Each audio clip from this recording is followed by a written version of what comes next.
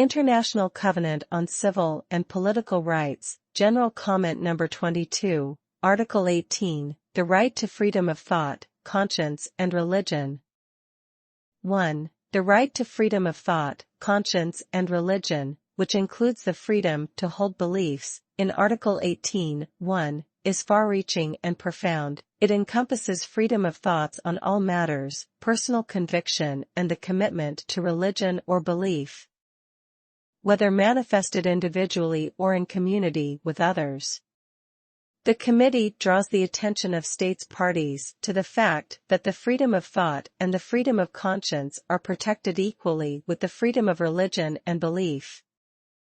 The fundamental character of these freedoms is also reflected in the fact that this provision cannot be derogated from, even in time of public emergency, as stated in Article 4, 2, of the Covenant. 2. Article 18 protects theistic, non-theistic and atheistic beliefs, as well as the right not to profess any religion or belief. The terms belief and religion are to be broadly construed. Article 18 is not limited in its application to traditional religions or to religions and beliefs with institutional characteristics or practices analogous to those of traditional religions.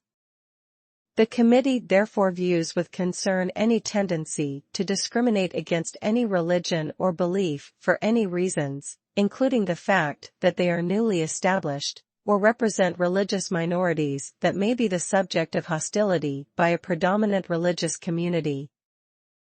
3. Article 18 distinguishes the freedom of thought, conscience, religion or belief from the freedom to manifest religion or belief. It does not permit any limitations whatsoever on the freedom of thought and conscience or on the freedom to have or adopt a religion or belief of one's choice.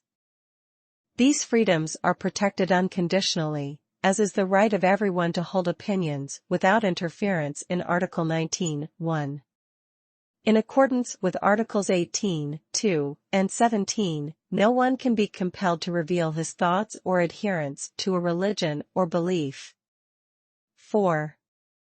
The freedom to manifest religion or belief may be exercised either individually or in community with others and in public or private.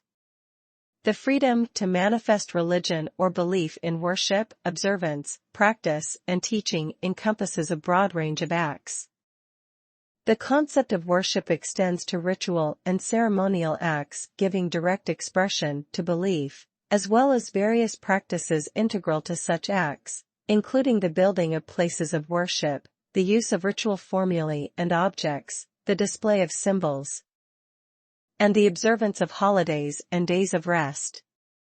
The observance and practice of religion or belief may include not only ceremonial acts, but also such customs as the observance of dietary regulations, the wearing of distinctive clothing or head coverings, participation in rituals associated with certain stages of life, and the use of a particular language, customarily spoken by a group. In addition, the practice and teaching of religion or belief includes acts integral to the conduct by religious groups of their basic affairs, such as, inter alia, the freedom to choose their religious leaders, priests, and teachers, the freedom to establish seminaries or religious schools, and the freedom to prepare and distribute religious texts or publications. 5. The committee observes that the freedom to have or to adopt a religion or belief necessarily entails the freedom to choose a religion or belief, including, inter alia, the right to replace one's current religion or belief with another or to adopt atheistic views, as well as the right to retain one's religion or belief. Article 18, 2, bars coercions that would impair the right to have or adopt a religion or belief, including the use of threat of physical force or penal sanctions to compel believers or non-believers to adhere to their religious beliefs and congregations, to recant their religion or belief or to convert.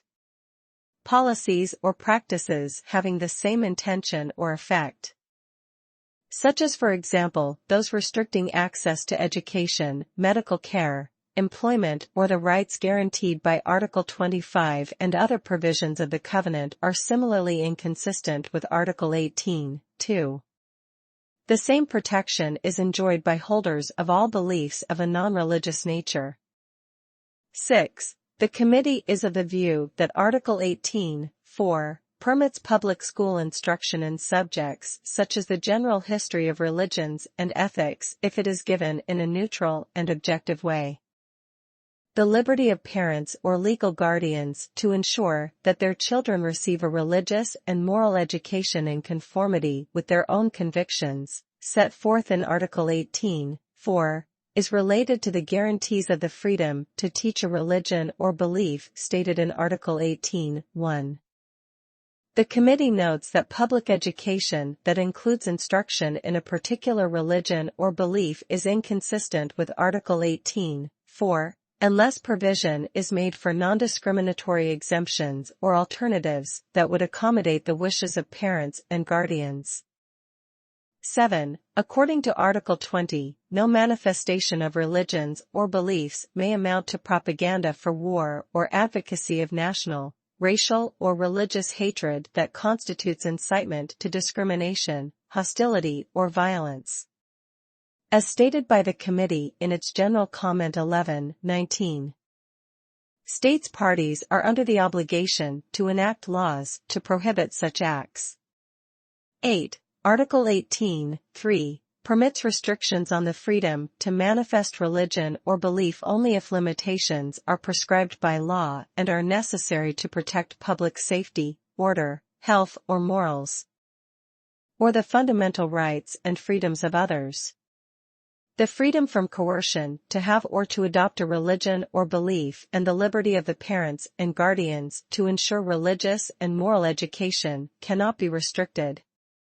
In interpreting the scope of permissible limitation clauses, states parties should proceed from the need to protect the rights guaranteed under the Covenant, including the right to equality and non-discrimination on all grounds specified in Articles 2, 3, and 26.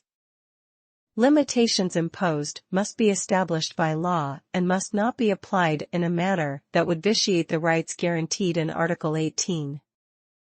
The Committee observes that paragraph 3 of Article 18 is to be strictly interpreted. Restrictions are not allowed on grounds not specified there, even if they would be allowed as restrictions to other rights protected in the Covenant, such as national security.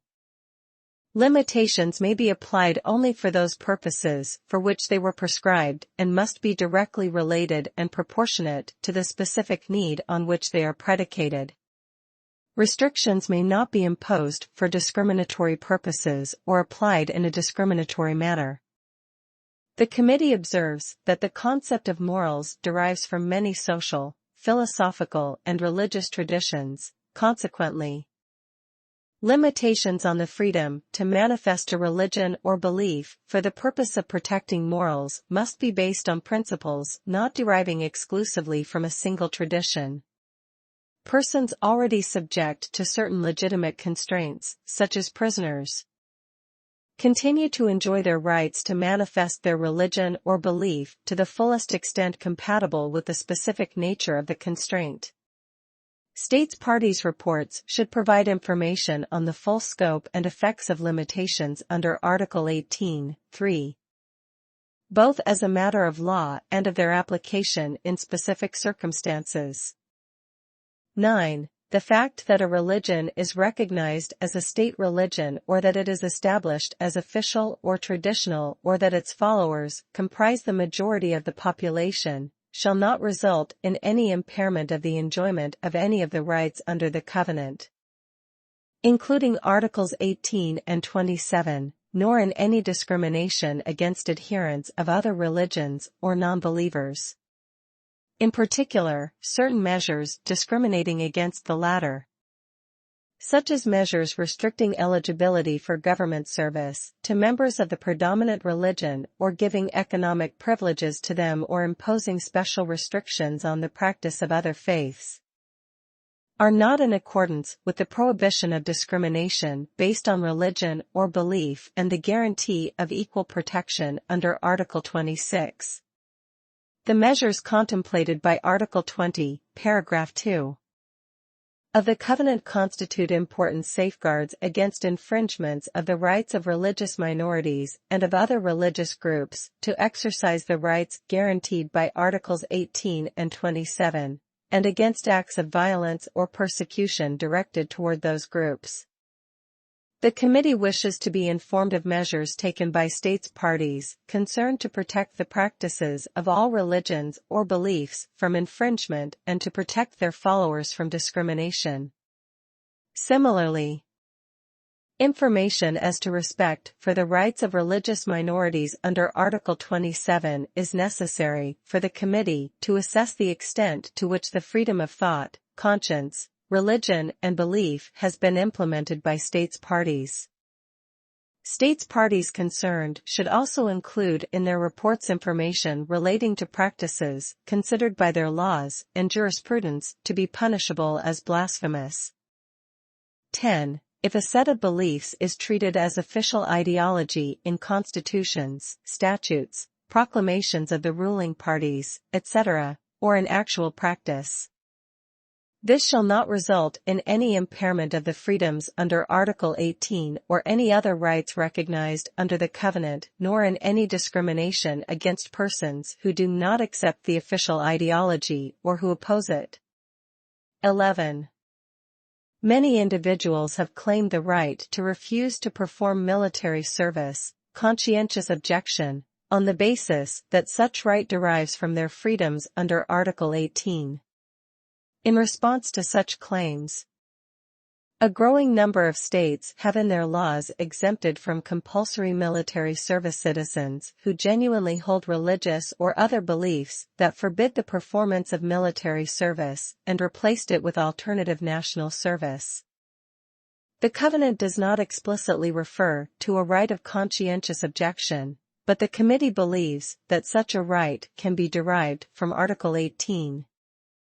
Inasmuch as the obligation to use lethal force may seriously conflict with the freedom of conscience and the right to manifest one's religion or belief, when this right is recognized by law or practice, there shall be no differentiation among conscientious objectors on the basis of the nature of their particular beliefs. Likewise, there shall be no discrimination against conscientious objectors because they have failed to perform military service.